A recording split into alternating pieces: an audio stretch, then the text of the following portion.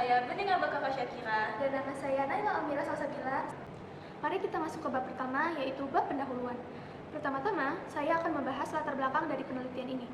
Luka terbuka adalah jenis cedera di mana kulit atau jaringan di bawahnya mengalami kerusakan yang menyebabkan bagian tubuh terbuka dan rentan terhadap infeksi. Kulit yang terluka dapat disembuhkan dengan cepat menggunakan obat. Namun, beberapa obat memiliki bahan kimiawi yang pekat yang dapat menyebabkan alergi atau infeksi pada bagian luka tersebut. Maka dari itu, peneliti mencoba mencari alternatif dalam menemukan obat yang efektif, ramah lingkungan, dan hemat biaya. Dari latar belakang yang saya sampaikan tadi, saya menemukan rumusan masalah, yaitu bagaimana efektivitas salep binahong sebagai antibakteri pada luka terbuka. Selanjutnya, saya akan membahas bahan-bahan yang digunakan dalam penelitian ini. Yang pertama, ada daun binahong atau Andredera cordifolia. Daun binahong adalah daun yang dikenal sebagai tanaman obat. Tanaman ini merambat dan memiliki daun berbentuk hati dengan banyak manfaat kesehatan. Yang kedua, ada minyak mineral.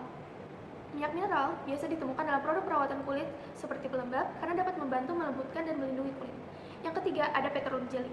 Petroleum jelly adalah bahan semi padat, lembut, dan tembus cahaya yang dihasilkan dari campuran minyak mineral dan lilin. Petroleum jelly diperoleh melalui penyulingan minyak bumi. Kita akan membahas mengenai metodologi penelitian.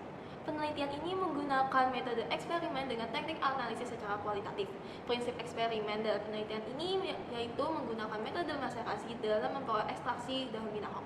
Variabel yang diamati adalah berkurangnya koloni bakteri yang menjadi titik keberhasilan dari penelitian salep binahong. Kemudian kita akan membahas mengenai proses ekstraksi daun binahong.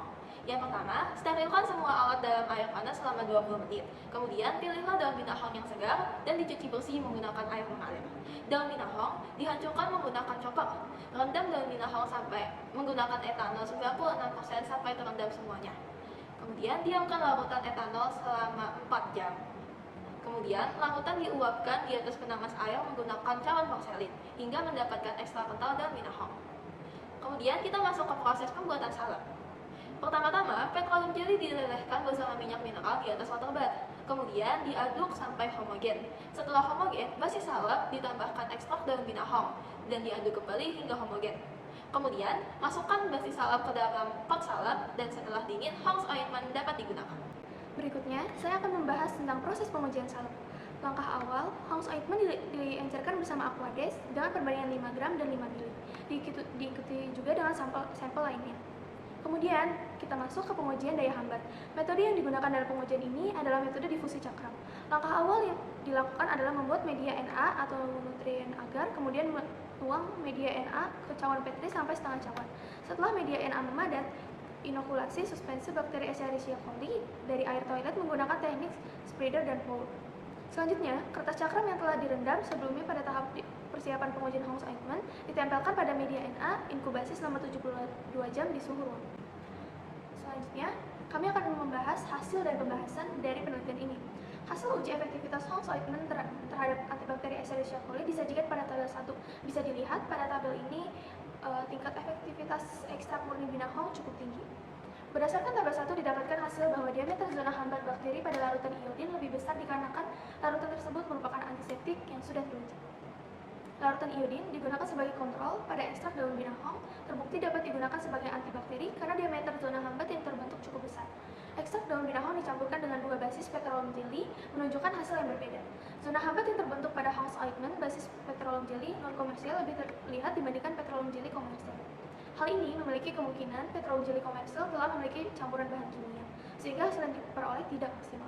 Adanya perbedaan zona hambat bakteri ekstrak murni daun binahong dan Hong's ointment kemungkinan disebabkan konsentrasi yang dibutuhkan saat pembuatan salep tidak sesuai. Maka dari itu, ekstrak murni daun binahong teruji lebih efektif dibandingkan dengan Hong's ointment.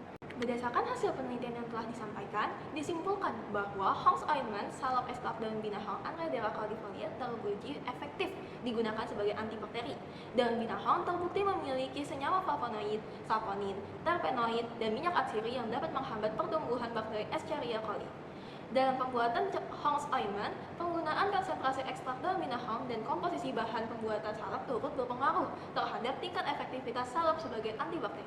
Demikian yang dapat kami sampaikan. Semoga hasil penelitian kami dapat bermanfaat bagi masyarakat. Terima kasih atas perhatian Anda. Kami akhiri. Wassalamualaikum warahmatullahi wabarakatuh.